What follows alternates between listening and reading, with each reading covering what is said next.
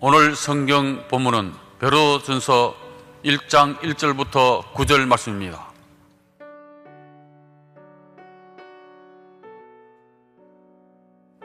예수 그리스도의 사도 베드로는 본도, 갈라디아, 갑바도기아, 아시아와 비두니아에 흩어진 나그네 곧 하나님 아버지의 미리 아심을 따라 성령의 거룩하게 하심으로 순종함과 예수 그리스도의 피 뿌림을 얻기 위하여 택하심을 입은 자들에게 편지하노니 은혜와 평강이 너희에게 더욱 많을지어다. 찬송하리로다. 우리 주 예수 그리스도의 아버지 하나님이 그 많으신 긍휼대로 예수 그리스도의 죽은 자 가운데서 부활하심으로 말미암아 우리를 거듭나게 하사 산 소망이 있게 하시며 썩지 않고 더럽지 않고 쉬하지 아니하는 기업을 있게 하시나니 곧 너희를 위하여 하늘에 간직하신 것이라. 너희가 말세에 나타내기로 예비하신 구원을 얻기 위하여 믿음으로 말미암아 하나님의 능력으로 보하심을 입었나니 그러므로 너희가 이제 여러 가지 시험을 인하여 잠깐 근심하게 되지 않을 수 없었으나 오히려 크게 기뻐하도다. 너희 믿음의 시련이 불로 연단하여도 없어질 것보다 더 귀하여 예수 그리스도에 나타나실 때에 칭찬과 영광과 존귀를 얻게 하려 함이라. 예수를 너희가 보지 못하였으나 사랑하는도다. 이제도 보지 못하나 믿고 말할 수 없는 영광스러운 즐거움으로 기뻐하니 믿음의 결국 곧 영혼의 구원을 받음이라.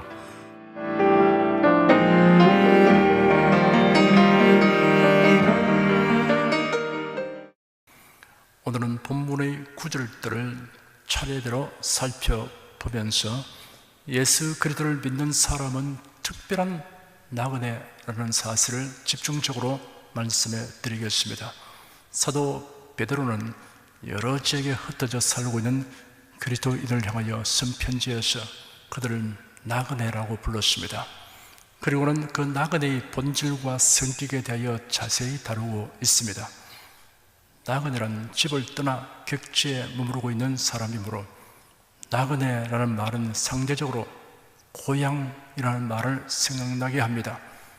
고향이란 태어나서 자란 곳, 조상 때부터 대대로 살아오는 곳입니다. 이제는 고향이라고 하면 대체로 도시보다 촌을 생각하였습니다. 그만큼 도시가 적고 촌이 많았습니다. 도시보다 촌에 사는 인구가 더 많았습니다. 그러나 60년대부터 산업화 도시화가 되면서 상황이 급속히 달라지기 시작했습니다. 나의 살던 고향은 꽃피는 산골, 복숭아꽃, 살구꽃, 아기 진달래, 울긋불긋 꽃대골 차린 동네, 그 속에서 놀던 때가 그립습니다. 꽃동네, 새동네, 나의 옛 고향, 파란들 남쪽에서 바람이 불면 냇가에 수양보들 춤추는 동네, 그 속에서 놀던 때가 그립습니다. 라는 동조의 감흥을 느끼는 사람이 점점 줄어들게 되었습니다. 사람에는 고향을 그리워하는 심성이 있습니다. 태어나서 자란 곳을 잊지 못합니다. 옛 가곡 중에 가곡파는 이를 잘 나타내 줍니다. 내 고향 남쪽 바다 그 파란 물 눈에 보이네. 꿈엔 들리지려 그 잔잔한 고향 바다. 지금도 그 물새들 나르리 가고파라 가고파. 어릴 적 같이 놀던 그 동무들 그리워라. 어디 간들 잊으리요 그 뛰놀던 고향 동무. 오늘은 다 뭘 하는고 보고파라 보고파. 고향이 따로 있나 정들면 고향이지라는 말이 있습니다. 그렇습니다. 정들고 사랑하는 사람이 있는 곳이 고향입니다. 어떤 분이 제게 말하기를 나에게는 은혜와 진리 교회가 고향입니다 라고 말하였습니다. 여러 해 동안 교회에 출석하면서 소중한 추억거리가 많이 쌓여진 연고입니다. 우리 교회가 설립된 지 어느덧 38년의 세월이 지났습니다. 지난 주간에 있었던 구역장 세미나에 20년 건속 구역장으로 표창받은 분이 236명입니다. 지난 18년 동안 해마다 숫자가 늘어나고 있습니다.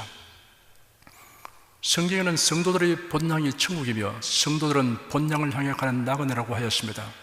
고향이라든가 본향이 가지는 이미지는 각박하지 않고 정겹고 푸근한 것입니다. 돌아가도 쉴 곳이 없고 반겨줄 사람이 없는 고향은 고향이 아닙니다. 그래도 이는 돌아가면 쉴 곳이 있습니다. 아름답고 영화로운 천국이 있습니다. 반겨줄 성도들과 천군 천사가 있습니다.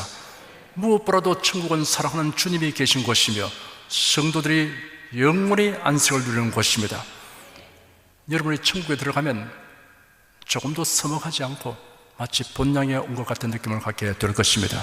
히브리서 11장에 아브람, 이삭, 야곱이 사모한 본향에 관하여 기록하기를 믿음으로 저가 외방에 있는 것 같이 약속하신 땅에 우거하여 동일한 약속을 유업으로 함께 바른 이삭과 야곱으로 더불어 장막에 거하였으니 이는 하나님의 경영하시고 지혜를 터가 있는 성을 바랐음이니라 하였습니다. 아브라함과 이삭과 야곱은 하나님의 기업으로 주신 약속의 땅에서 살았지만 그들은 외국에 거류하는 사람처럼 살았습니다. 그들은 큰 부자이므로 고대 광실을 짓고 살 수 있었습니다. 그런데도 언제라도 떠나가야 할 사람처럼 천막에서 살았습니다. 하나님의 주실 도성을 바라고 있었습니다. 그들은 하나님이 직접 설계하시고 만드실 성이 있음을 믿었습니다.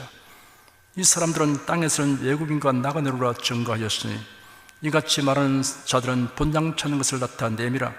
저희가 나온 바 본향을 생각하였다면 돌아갈 기회가 있었으리니와 저희가 이제는 더 나은 본향을 사모하니 곧 하늘에 있는 것이라. 그러므로 하나님이 저희 하나님이라 일컬음 바라심을 부끄러워 아니하시고 저희를 위하여 한 성을 예비하시니라 라고 기록되었습니다. 그들은 본향으로 가는 외국인과 나그네라는 사실을 생활 모습에서 드러내었습니다. 이 세상에서 열심히 살면서도 세상에 집착하지 않았습니다. 그들이 사모하는 본향은 육신의 본향이 아니었습니다.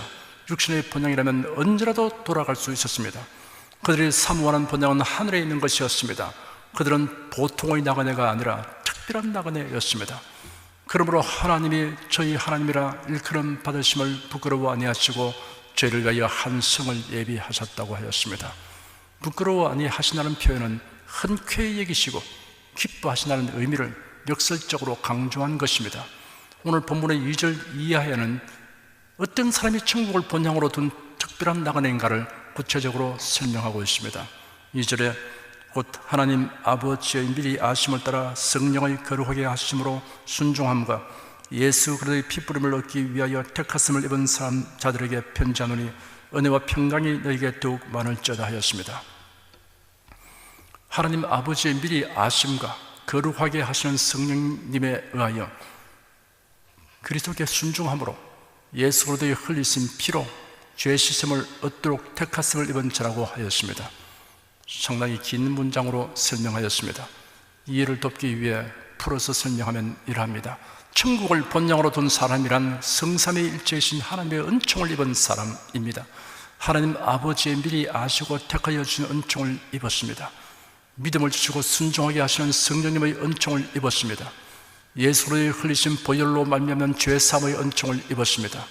이런 사람은 하나님이 예비하신 천국을 사모하면서 살아갑니다.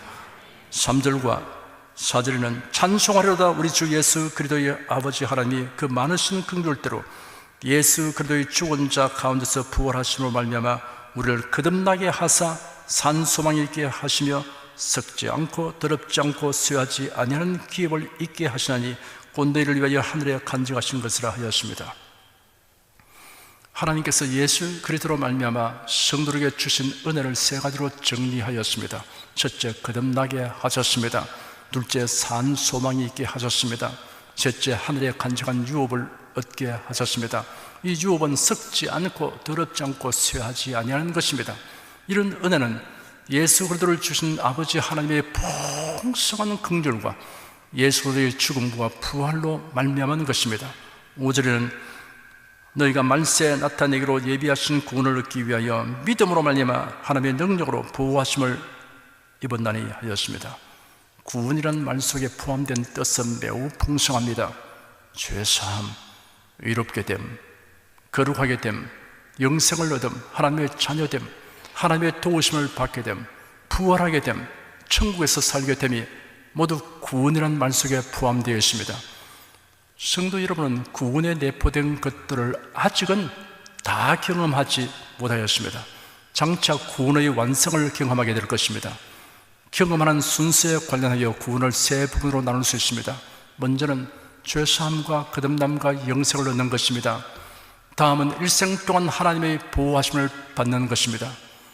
장차는 하늘에 간직된 유업을 얻는 것과 몸의 부활입니다. 거듭난 사람은 구원의 완성을 경험하기까지 하나님의 능력으로 보호함을 입게 됩니다.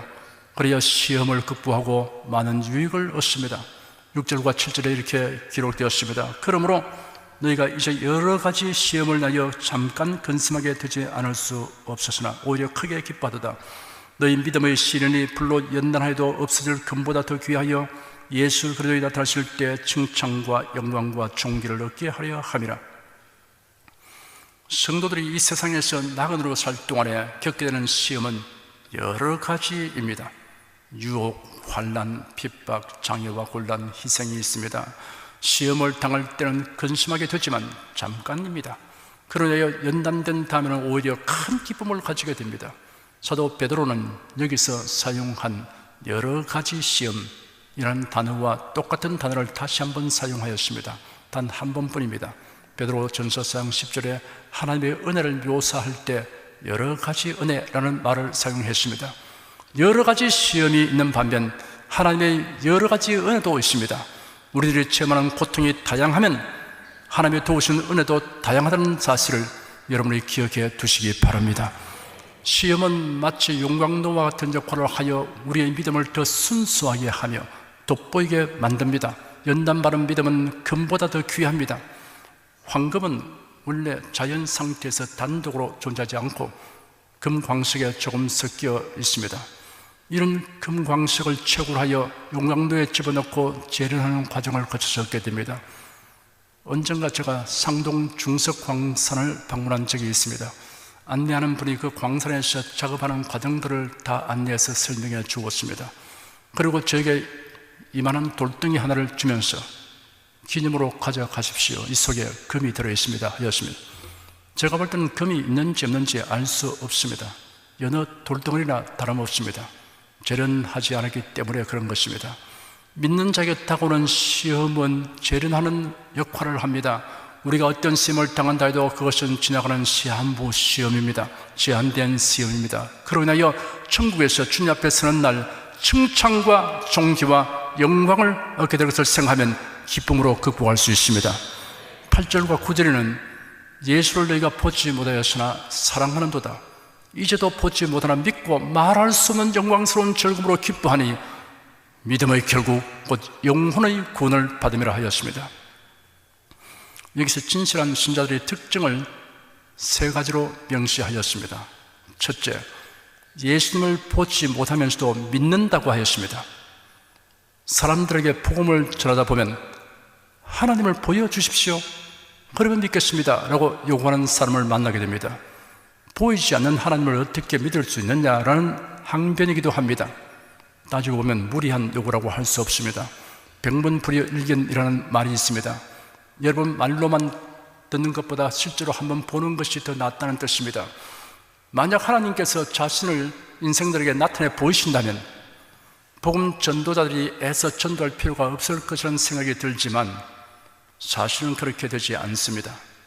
옛날 이스라엘 백성들은 하나님께서 강림하셔서 말씀하신 장면을 직접 보았습니다. 백성들이 하나님을 맞이하려고 시내산 기슭에 서 있는데 번개가 치고 천둥이 울렸습니다. 하나님께서 불 가운데서 강림하시니 시내산의 연기가 자욱하고 온 산이 크게 진동하였으며 나팔 소리가 점점 크게 울렸습니다.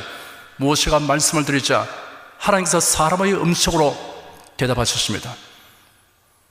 만일 내가 이런 광경을 직접 경험했으면 견고한 믿음을 가지게 될 것이다 라고 말하겠지만 사실은 그렇게 장담할 수 없다는 것을 이스라엘 백성들이 증명했습니다. 그들은 이런 광경을 보았음에도 불구하고 며칠이 지나지 않았어 하나님께서 금지하신 우상을 만들었습니다. 금송아지를 만들어 그 앞에서 경배하였습니다. 하나님의 강림하신 장면과 하나님의 말씀하신 음성을 직접 듣는 일은 체험할 수 없다고 하여도 하나님이 행하시는 기사와 이적들을 내가 체험한다면 굳세 믿음을 가질 것이다 라고 말하는 사람이 있을 것입니다. 복음서에 보면 수많은 사람들이 예수님이 행하신 기사와 이적을 보았습니다. 그들은 예수님이 병든 자들을 즉시 고치시는 것뿐 아니라 죽은 자를 살리시는 것도 보았습니다. 예수께서 보리떡 5개와 물고기 2마리로서 군중들을 배불리 먹도록 기적을 행하셨습니다. 그 떡을 먹은 사람은 10,000명이 넘었을 것입니다. 그런데 대제사장의 돈을 받고 예수님을 십자가에 못 박으라고 외친 사람들 중에는 예수님이 행하신 기적들을 보고 체험한 사람도 있습니다. 더욱이 가룟 유다는 예수님이 행하신 수많은 기사와 이적을 현장에서 똑똑히 보았지만 대제사장들에게 은 30을 받고 예수님을 팔아넘겼습니다. 옛사람이라 지금 사람이라 다를 바 없습니다. 오늘날도 하나님께서 강림하여 친히 음성으로 말씀하신다고 하여도, 그리고 많은 기적을 베푸신다고 하여도 완악하고 미련한 인생들은 그로 인해 받은 충격과 감동이 며칠 가지 못하여 다 사라지고 말 것입니다. 부활하신 예수께서 제 아들이 모인 집안에 나타나셨습니다. 제 아들 중에 도마는 그 자리에 없었습니다. 제 아들이 부활하신 예수님이 나타났음을 도마에게 말하니 도마가 말하기를, 내가 그 손의 못자국을 보고 내 손가락을 그 못자국에 넣으며 내 손을 그 옆구리에 넣어 보지 않고는 믿지 아니하겠노라 하였습니다. 여덟일을 지나서 제 아들이 다시 집안에 있을 때 도마도 함께 있고 문들이 닫혔는데 예수께서 오셔서 가운데서 말씀하시기를, 너희에게 평강이 있을지어다 하신 다음 도마에게 이르시기를, 네 손가락을 이리 내밀어 내 손을 보고 네 손을 내밀어 내 옆구리에 넣어 보라. 그리하고 믿음 없는 자가 되지 말고 믿는 자가 되라 하였습니다. 도마가 나의 주시며 나의 하나님이십니다 라고 말하자 예수께서 너는 나를 본고로 믿느냐, 보지 못하고 믿는 자들은 복되도다 하셨습니다. 보는 것보다 들음을 통해 갖게 되는 믿음이 오히려 더 낫다는 사실을 교훈하고 있습니다. 로마서 10장 17절에 기록되기를, 믿음은 들음에서 나며 들음은 그리스도의 말씀으로 말미암는다고 하였습니다. 고린도전서 1장 21절에 보면 하나님의 지혜에 있어서는 이 세상이 자기 지혜로 하나님을 알지 못하는 거로 하나님께서 전도의 미련한 것으로 믿는 자들을 구원하시기를 기뻐하셨다 하였습니다. 성도 여러분은 동정녀의 몸에 성령으로 잉태되어 사람의 몸을 입으시고 이 생에 오신 예수님을 보지 못했습니다. 십자가에 못 박혀 피 흘리시고 죽으시는 것을 보지 못했습니다. 무덤에 장사하는 것과 부활하신 것을 보지 못했습니다. 성천하신 것을 보지 못했습니다. 그러하지만 여러분은 예수님을 믿고 있습니다. 예수님이 행하신 일들을 믿고 있습니다. 예수님에게 일어났던 일들을 조금도 의심하지 않고 믿고 있습니다. 참으로 기이하고 놀라운 일입니다. 여러분이 이러한 믿음을 가지게 된 것은 성경에 기록된 말씀을 들을 때 성령께서 깨닫게 하여 주셨기 때문입니다. 여러분이 예수를 보지 못했으나 예수님을 믿는 믿음을 갖게 된 것은 말씀과 성령에 의한 것입니다. 예수를 보지 못하면서도 믿는 여러분은 참으로 신기하고 놀라운 믿음을 가진 사람들입니다. 보지 못하였으나 믿는 여러분은 진실로 복이 있습니다. 둘째, 예수님을 보지 못하였으나 사랑한다고 하였습니다. 대체로 사람이 어떤 대상을 사랑하게 되는 이유는 그 대상을 보게 됨으로써입니다. 보지 못하여도 사랑하는 경우가 있습니다만 여하튼 보는 것과 사랑하는 것은 매우 밀접한 관계성을 가집니다. 자연재해, 전쟁 등으로 인해 극한 상황에 처한 사람들에 대하여 누구나 동정심을 가집니다. 극심한 가난과 질병으로 고통하는 사람들에 대해 불쌍히 여기는 것은 인지상정입니다. 그런데 그런 상황에 처한 사람들에 대하여 듣는 것보다 현장에 가서 보게 되면 훨씬 더 깊은 연민의 정을 가지게 됩니다. 눈에서 멀어지면 마음에서도 멀어진다는 격언은 진리입니다. 늘 함께 지내다 보면 미운 정, 고운 정이 들기 마련입니다. 전혀 보지도 못한 어떤 대상을 사랑한다는 것은 예사로운 일이 아닙니다. 그 사랑이 이기적 성량을 띈 것이 아니라 헌신적이고 희생적인 성량을 가진 것이라면 더욱 그러합니다. 예수님의 부활 이후에 있었던 일입니다. 예수께서 새벽에 해변으로 오셨습니다. 바다에서 고기잡이 하는 제 아들을 위해 조반을 준비해 놓으셨습니다. 제 아들이 조반을 먹은 후에 예수께서 시몬 베드로에게 이르시기를, 요한의 아들 시몬아, 네가 이 사람들보다 나를 더 사랑하느냐 하시니 베드로가 주여 그러합니다. 내가 주를 사랑한 줄을 주님께서 하십니다 라고 대답했습니다. 내 어린 양을 먹이라 라고 예수께서 말씀하셨습니다. 예수께서 그에게 두 번째 말씀하시기를, 요한의 아들 시몬아, 네가 나를 사랑하느냐 하시니 베드로가 여전히 주여 그러합니다. 내가 주를 사랑한 줄을 주님께서 아십니다 하니 내 양을 치라 하셨습니다. 예수께서 그에게 세 번째 말씀하시기를, 요한의 아들 시몬아, 네가 나를 사랑하느냐 하시니 주님께서 세 번째 네가 나를 사랑하느냐 하심으로 베드로가 근심이 되어 말했습니다. 주님께서 모든 것을 아십니다. 내가 주님을 사랑하는 줄을 주님께서 아십니다. 예수께서 그에게 내 양을 먹이라 하셨습니다. 여기 대화 중에 사용된 사랑이라는 낱말의 원어를 살펴보면 매우 흥미롭습니다. 예수 베드로에게 첫 번째 질문하신 나를 사랑하냐는 말은 아가파스메입니다. 무조건적인 사랑을 의미하는 용어입니다. 내가 주님을 사랑합니다 라는 베드로의 대답은 필로세입니다. 인간적인 애착이나 열정을 띤 사랑입니다.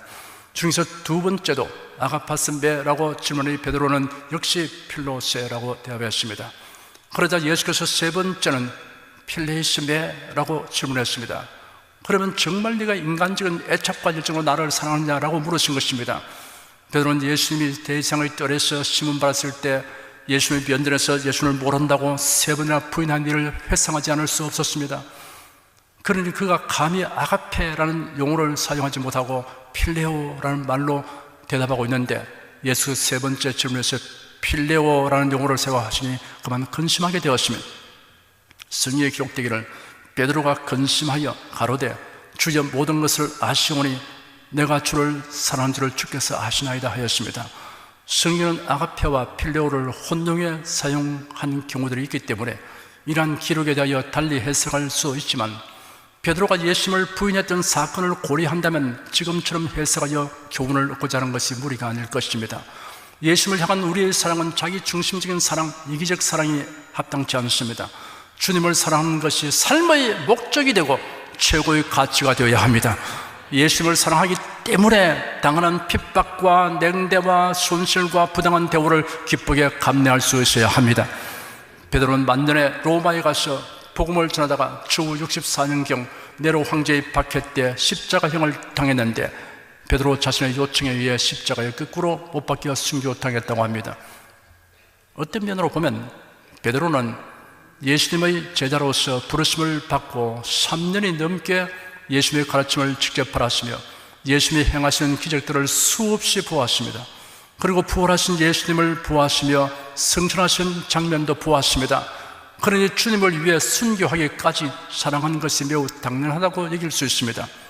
그런데 여러분은 예수님을 직접 본 일이 없음에도 불구하고 예수님을 사랑하는 것은 신기하고 놀라운 일입니다.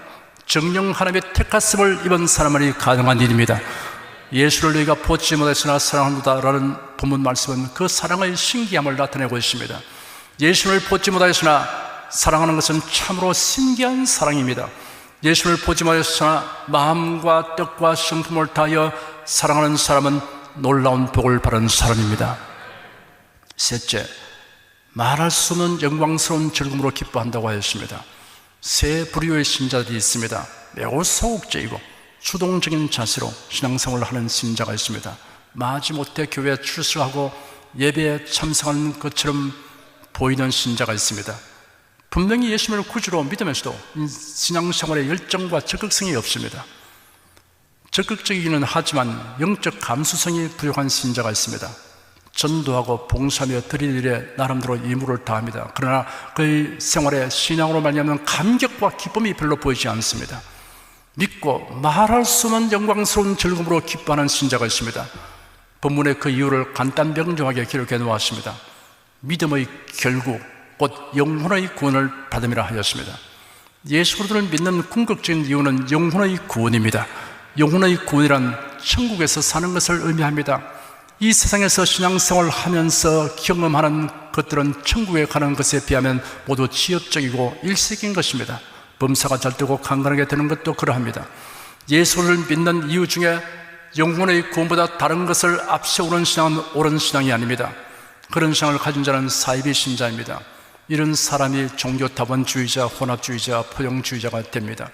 사람이 온 천하를 얻고도 영혼의 구원을 받지 못하면 비참한 인생입니다. 결국이 멸망이며 지옥 형벌이기 때문입니다.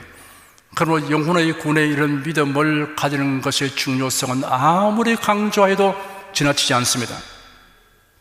예수께서 친히 말씀하시기를 나더러 주여 주여 하는 자마다 천국에 다 들어갈 것이 아니요 다만 하늘에 계신 내 아버지의 뜻대로 행하는 자라야 들어가리라.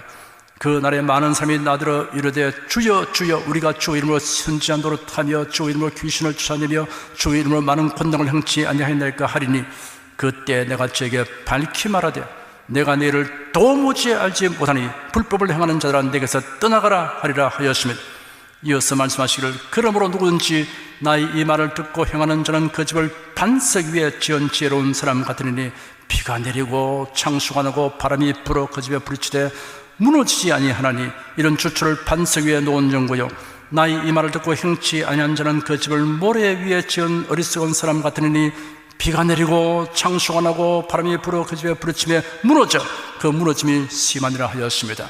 반석은 예수 그리스도이시며 성경 말씀입니다. 철두철미 성경에 기반을 둔 믿음을 가져야 합니다. 예수도 외에는 구원이 없음을 진심으로 믿는 자가 되어야 합니다. 이런 믿음을 가진 자만이 영혼의 구원을 받습니다. 종교다원주의 단체의 행사에 동참하고 협력하며 그들을 변호하면서도 예수를 많이 구세주라고 말하는 것은 참된 믿음이 아닙니다. 참된 믿음을 가지면 그런 행위를 하는 것이 불가능합니다. 이중행위로 사람은 속일 수 있을지라도 하나님은 속일 수 없습니다. 공공연히 그런 일을 하고서도 공적인 회개를 하지 않는다면 반석 위에 집을 지은 사람이 아닙니다. 하나님 앞에서 불법을 행하는 사람일 뿐입니다. 신자들의 심령 속에서 솟아나는 즐거움은 영혼의 구원을 바라는 것이 얼마나 큰 복인가를 깨닫는 깊이에 비례하여 나타납니다. 영혼의 구원을 받음으로 인한 즐거움보다 더 큰 즐거움은 없습니다. 사랑하는 여러분, 화면에 나오는 글을 보시고 저를 따라 소리내어 말하시기 바랍니다. 나는 예수를 보지 못하였으나 성경에 기록된 대로 예수를 믿습니다. 나는 예수를 보지 못하였으나 구속하여 주신 주님을 변함없이 사랑합니다. 나는 믿음의 결국 곧 영혼의 구원을 받는 것을 생각하여 말할 수 없는 영광스러운 기쁨으로 즐거워합니다. 할렐루야. 기도하겠습니다. 사람들은 살면서 주위의 사람들이 하나둘 떠나가는 것을 봅니다. 영혼이 이별을 할 때 인생은 결국은 영혼이 갈 도성이 이곳에 없구나, 인간은 다 나그네 같고 외국인같이 살구나 라고 생각합니다. 그러나 도대체 어디로 가는지를 알지 못합니다. 그러다가 다 멸망에 떨어지고 맙니다. 그러나 이런 나그네가 아니고 특별한 나그네가 있다는 사실을 오늘 성경을 통해서 가르쳐 주신 것을 감사합니다. 아버지 하나님이 예비하신 집, 우리 주 예수님이 예비하신 천국을 본향으로 알고 본향집을 향해서 힘찬 발걸음을 내딛는 나그네가 있다는 것을 알게 된 것을 감사합니다. 이런 나그네들은 영혼의 구원을 받았다는 그 감격을 늘 가지고 말할 수 없이 기뻐하고 행복한 마음으로 살게 된다는 것을 알게 된 것을 감사합니다. 베드로가 이 사실을 알렸고 이를 듣는 자들이 깨닫고 역시 동일한 감격과 기쁨을 가지게 된 것을 감사합니다. 살아계신 주 하나님, 생의 사람 동안 우리가 겪게 되는 것은 그것이 어떠한 일이든 우리의 가지고 있는 영혼의 구원에 비하면 아주 사소한 것이고 일생일세에 불과한 것을 알게 도와주셔서 이런 일에 매여서서 그 때문에 낙심하거나 슬퍼하는 일이 없게 도와주시옵시고 또 우쭐해서 교만하게 되는 일도 없게 도와주시옵시고 모든 일을 다 저희들이 가볍게 바라서 넘기면서 지나갈 수 있게 도와주시옵시고 이 중한 구원, 영혼의 구원을 저희들이 생각하면서 넉넉히 이기며 살게 도와주시옵소서. 예수 그리스도로 기도드립니다. 아멘.